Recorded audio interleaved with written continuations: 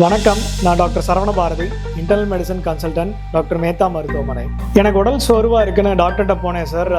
Doctor என்னோட ரிப்போர்ட்ஸ்லாம் பார்த்துட்டு vitamin பி12 ரொம்ப கம்மியா இருக்கு, அதனால தான் உங்களுக்கு உடல் சோர்வு வருது அப்படின்னு சொன்னாங்க. இந்த விட்டமின் பி12க்கும் உடல் சோர்வுக்கும் என்ன சம்மந்தம் டாக்டர்? உங்களுக்கான வீடியோ தான் இது. இந்த விட்டமின் பி12 வந்து ரத்தத்துல ரொம்ப கம்மியா இருந்ததுன்னா நரம்பை பாதிக்க ஆரம்பிச்சிடும். இதனால வரக்கூடிய பாதிப்புகள்னு பாத்தீங்கன்னா உடல் சோர்வு, மன அழுத்தம், உங்களோட நினைவு தப்புதல், நரம்பு தளர்ச்சி, SACDன்னு சொல்லுவாங்க, சப்அக்யூட் கம்பைன் டீஜெனரேஷன் சொல்லக்கூடிய நோயுமே விட்டமின் பி12 குறைவுனால வரக்கூடியது. இதுக்கு ஒரே ஒரு தீர்வு வந்து மாத்திரை மட்டும்தானா அப்படின்னா இல்ல, கண்டிப்பா இல்ல. நீங்க நான் வெஜிடேரியனா இருந்தால் உங்களுக்கு இறைச்சி, முட்டை, பால் இதுலலாம் விட்டமின் பி12 வந்து ரொம்ப அதிகமா இருக்கும். ஸோ அதுல இருந்து நீங்க எடுத்துக்கலாம். நீங்க வெஜிடேரியனா இருந்தீங்கன்னா உங்களுக்கு ரெண்டே ஆப்ஷன் தான். ஒன்னு விட்டமின் பி12 ஃபோர்ட்டிஃபைடு ஃபுட்ஸ்ன்னு சொல்லுவாங்க. செரியல்ஸா இருக்கட்டும், மில்க், பால் இதுலலாம் விட்டமின் பி12 ஃபோர்ட்டிஃபைடுன்னு வரக்கூடிய ஃபுட்ஸ் நீங்க எடுத்துக்கலாம்.